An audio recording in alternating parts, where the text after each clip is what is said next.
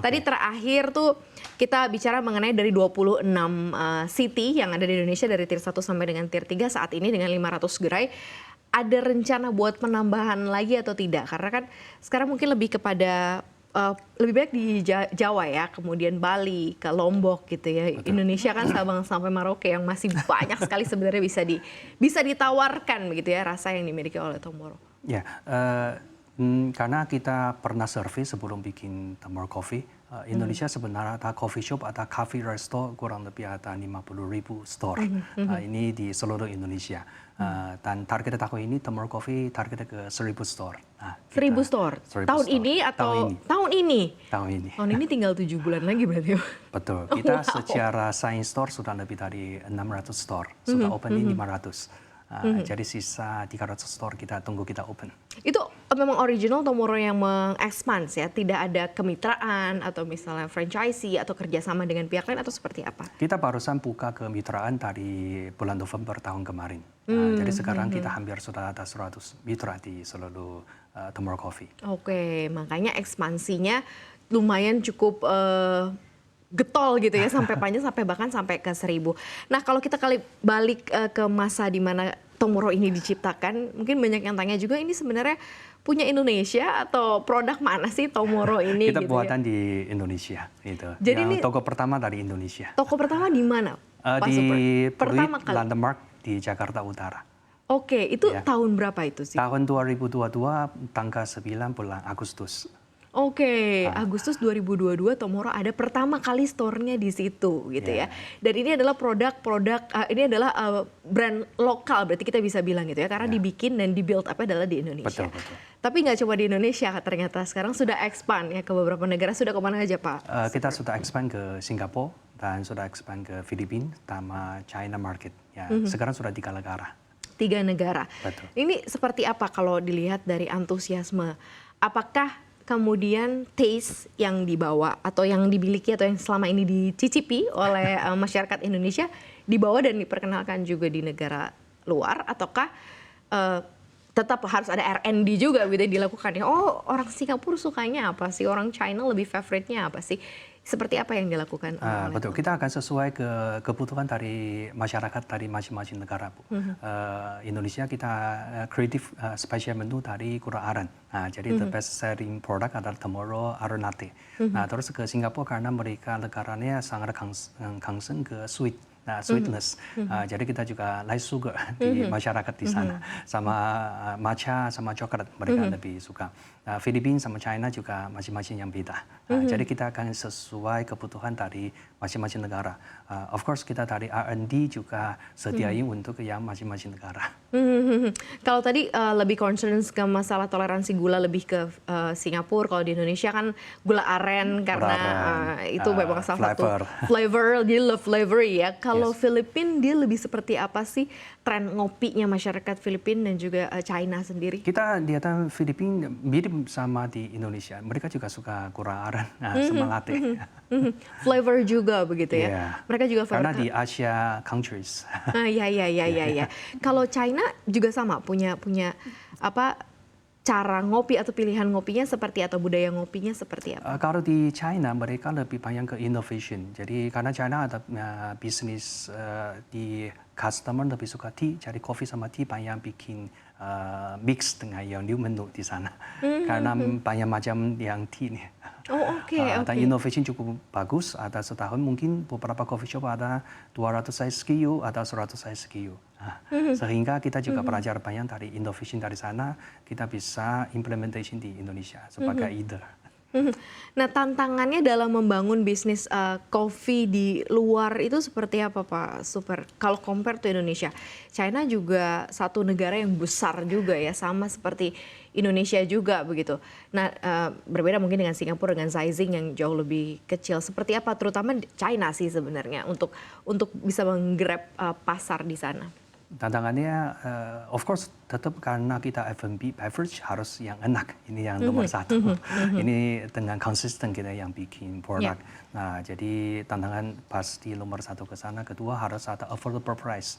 Affordable price bukan masalah cheap, karena kita lebih efisiensi, kita ada supply chain sangat bagus dengan global supply chain, sehingga kita bisa offering customer harga sangat terjangkau. Karena ketika adalah karena coffee is the konsumsi product. Jadi sebenarnya banyak customer sudah budaya sudah arahan ke coffee. Contohnya di China mereka mungkin dulu minum tea, sekarang arahan ke coffee di tier 1 city. Oke, jadi harus affordable tapi bukan ke arah murah gitu ya. Betul. Karena juga harus ada kualitas dalam sebuah produk ini. Betul. Nah, di masing-masing negara sudah ada berapa store Tomorrow saat ini? Kita di Singapura baru ada 2 store, Filipina 3, di China 1. Oke. Baru open juga. Baru open kalau untuk yang di China. Nah, plan dalam membangun, kita bisa sebut ini sebagai bisnis lokal yang go global gitu ya. Ini seperti apa nantinya yang akan menjadi target-target market atau target pembukaan gerai lagi yang ada di masing-masing negara ini, Pak Super? Target kita kalau mau ke semua negara pasti target kita nomor 1 compare dengan local market gitu. So this is the target kita. Even di Indonesia market, ya pasti kita planning ke sana. Oke, ini banyak juga pertanyaan. Mungkin banyak teman-teman juga ingin yang bertanya karena ini kan coffee, terus kemudian Tomorrow hadir dengan nama Tomorrow dengan simbol cats gitu ya, kucing gitu ya. Kenapa gitu? Karena kita suka pengen tahu sejarahnya gitu ya. Kenapa kalau Tomorrow mungkin ya? Karena lucu ya, setiap kali beli, setelah selesai beli, biasanya baristanya atau waitressnya bilang see you tomorrow katanya. Jadi besok datang lagi ya gitu ya. Tapi sebenarnya apa di balik esensi si Tomorrow dan kucing ini? Sebenarnya Tomorrow awalnya namanya kita awalnya bukan Tomorrow, kita bikinnya Moro karena dua kata mungkin kita ingetinnya lebih gampang ingetin masyarakat. Tapi setelah kita review dari manajemen, dia tanya kenapa bukan namanya Tomorrow. Karena Tomorrow is seem like the English tomorrow, it's like the future atau besok. Ya, karena masing-masing analysis is masing-masing brand sebenarnya ada icon ya, kita pikir di kucing is the best icon. Lucu, senyum. Ya, jadi mungkin matching sama Tomorrow. Oh, oke. Tapi jadi sebelumnya Moro. Jadi Moro itu ada means-nya sendiri nggak? Ada artinya sendiri nggak? Mungkin easy to speech. Oh, gitu. Karena dua kata gitu dua kata, ya. easy to speech, easy to reminder. Jadi kita ini, tapi kita setelah cek tidak ada legal issue, kita cek kita ganti ke Tomorrow itu.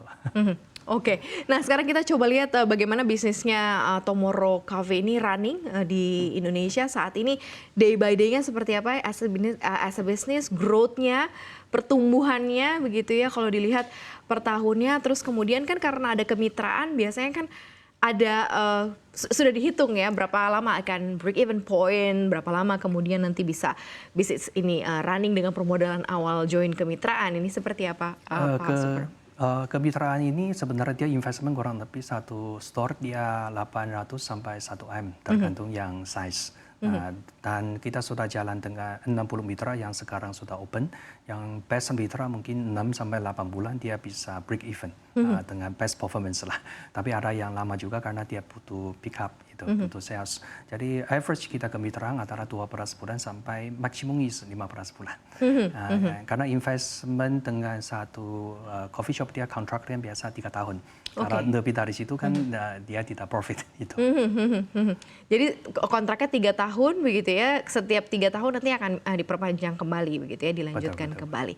Nah kalau untuk yang memang dibawa langsung oleh Tomorrow begitu ya, manajemen Tomorrow saat ini mungkin di Jakarta gitu atau di kota-kota besar, seperti apa sih growth dan pertumbuhan per store-nya Pak Super? Setiap bulan kita buka 50 store sampai 60 store, jadi secara direct store. Nah, secara all store sebenarnya kita sudah profit. Sudah profit, in store level sudah profit. Dan sangat positif dengan yang growth dari kita. Oke.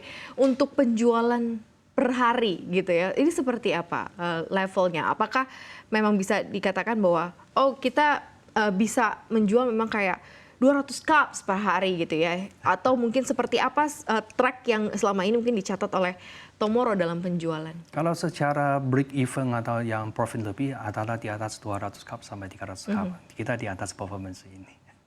Oke. Wow, ini lumayan apa ya, interesting banget ya. Nah sekarang ini kan sudah mulai bermunculan variasi dalam menjual kopi. Kita tahu ya bahwa mungkin kalau seandainya Pak Superwang jalan di Jakarta, suka ada yang keliling, kopi keliling begitu ya, yang justru malah menawarkan harga yang murah sekali gitu ya, atau sangat murah sekali, dan itu ada pasarnya tersendiri memang ya. Dan kemudian juga mungkin bermunculan lagi kompetitor lain gitu ya, buka di berbagai macam tempat di Indonesia atau di Jakarta. Seperti apa sih strateginya dari Tomorrow untuk tetap mempertahankan gitu ya eksistensi dan juga bisa tetap menjadi pilihan pertama gitu para pecinta kopi? Sebenarnya kembali ke yang awal, kita akan konsisten dengan yang produk quality kita. Kita yakin customer yang consumer bukan karena promo dia kembali ke minum kopi, karena dia konsumsi daily.